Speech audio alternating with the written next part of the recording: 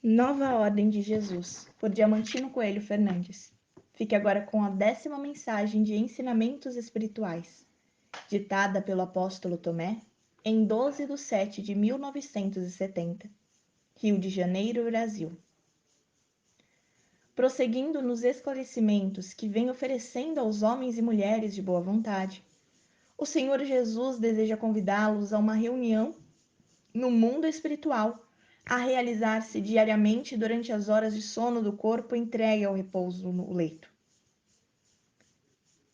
Não é necessário determinar o dia da semana ou do mês, porque o Senhor estará em reunião permanente para receber as almas encampadas que desejarem vê-lo e falar-lhe de viva voz acerca dos seus problemas e anseios da vida terrena.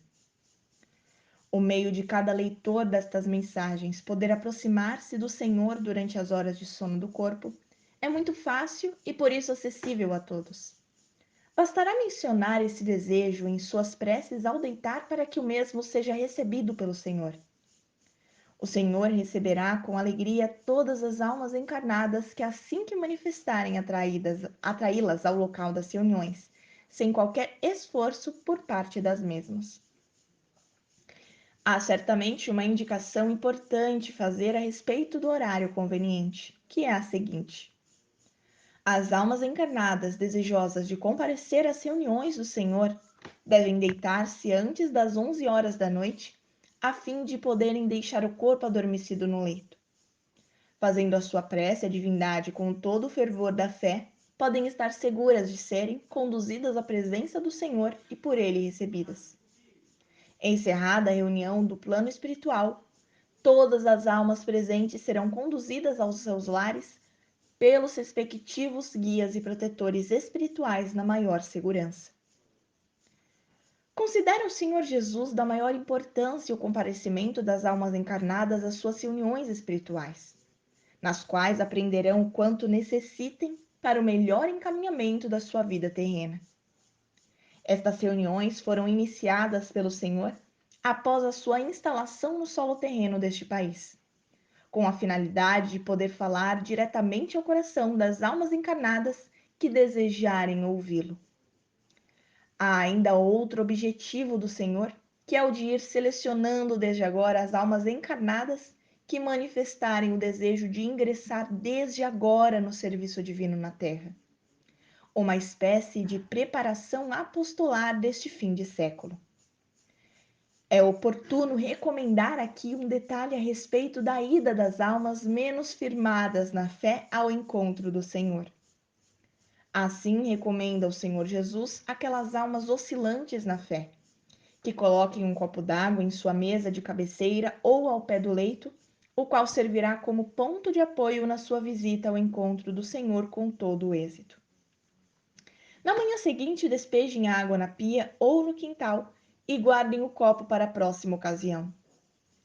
Recomenda ao Senhor Jesus as almas interessadas nestas reuniões, nas quais o Senhor lhes fará de viva voz, que escolham um dia da semana, a quinta-feira, por exemplo, para comparecerem, e este dia lhe bastará todas as semanas se quiser. Proferindo, contudo, outro dia por motivo de ocupação ou impossibilidade de fazerem na quinta-feira, podem escolher o dia que mais lhes convier. Para o Senhor Jesus, todos os dias são bons para receber as almas encarnadas e com elas parlamentar. Bem sabe o Senhor que isto há de parecer impossível ou maravilhoso aos leitores desta mensagem, em face da mística criada pelas religiões, de que o Senhor vive exclusivamente no céu, um local muito distante, em algum ponto do universo, a ninguém recebendo ou se mostrando. A verdade é, porém, muito diferente. O Senhor Jesus percorre frequentemente todas as regiões do mundo terreno com sua numerosa equipe de assessores, com o objetivo de inteirar-se em loco dos fatos e circunstâncias de cada região. Jamais o Senhor se afastou do planeta que dirige, a ponto de perder contato com as almas encarnadas.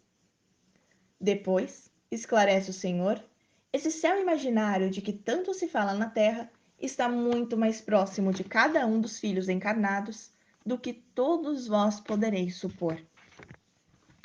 Ficai sabendo, então, que todos podereis participar da felicidade que o céu representa em verdade, estabelecendo-o nos vossos corações por meio dos bons atos, das orações e da fé.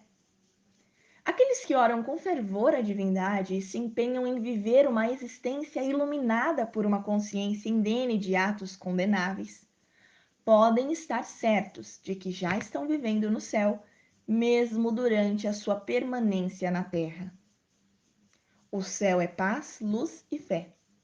Aqueles que souberem atrair esses divinos dons desde a terra podem considerar-se criaturas eleitas à vivência num verdadeiro céu, como felizmente muitas assim o fazem e se tornaram almas ditosas.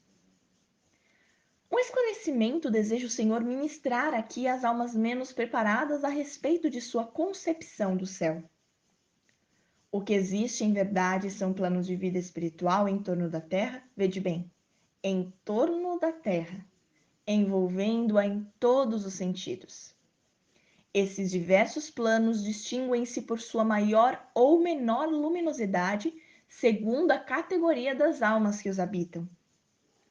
A hierarquia espiritual seleciona automaticamente as almas pertencentes a este ou aquele plano espiritual, de maneira que as próprias almas que regressam da Terra são atraídas ao plano correspondente às suas vibrações. Por vibrações é preciso entender o grau evolutivo das almas, segundo a luminosidade de cada um. Assim, ao se desligarem do corpo físico no plano terreno, as almas seguem instintivamente a direção do próprio plano e nele se instalam.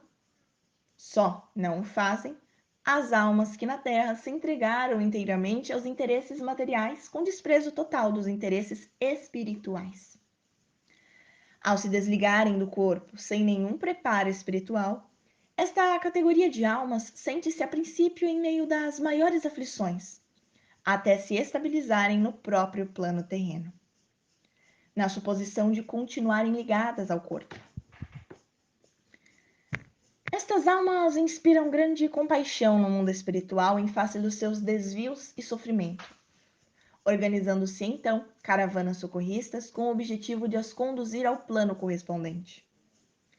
Uma explicação de ordem material poderá dar-vos uma ideia dos diversos planos espirituais, que é a seguinte: imaginai uma área de extensão imprevisível, envolvendo, por assim dizer, todo o globo terrestre sem lhe tocar a superfície. Esta área imensa possui naturalmente, como a própria superfície terrena, lugares excelentes à vivência espiritual das almas eleitas por sua grande evolução, e lugares mais e menos iluminados, segundo os respectivos habitantes. Designa-se geralmente esses planos por inferiores ou superiores, como a melhor maneira de os referir. Não existem, porém, planos superpostos, tal como os grandes edifícios das vossas cidades.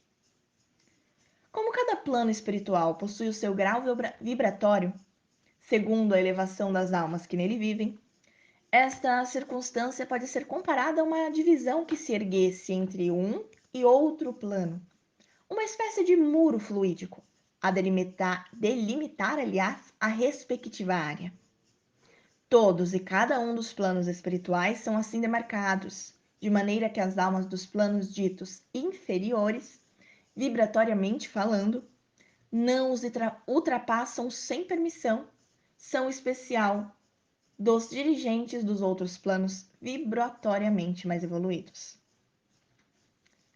Isto não quer dizer que as almas dos planos vibratoriamente inferiores não ingressem e percorram os planos mais adiantados, porque isso acontece constantemente, onde os habitantes destes planos se empenham em esclarecer as almas vizinhas no que lhes for possível, num louvável esforço de cooperação para o mais rápido progresso dessas almas. Esta linguagem servirá para corrigir certos ensinamentos errados, largamente difundidos no meio terreno, em torno da constituição do mundo espiritual, como se ele se situasse na imensidade das alturas. Absolutamente. Bastará dizer que do mundo espiritual nos acompanhamos todo o desenrolar da vida de cada alma encarnada, até em seus atos mais recônditos.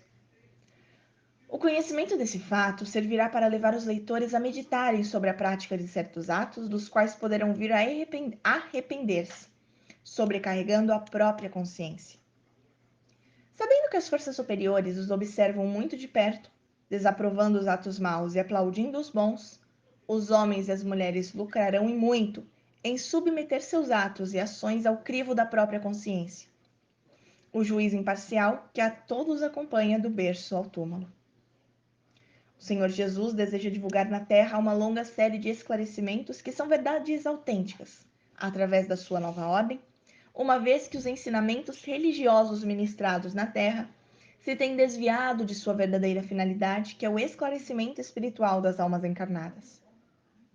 Sabe o Senhor Jesus que bem mais adiantada estaria hoje a humanidade terrena, espiritualmente falando, se nestes últimos 2 milênios tivessem as religiões se dedicado aos ensinamentos de ordem espiritual.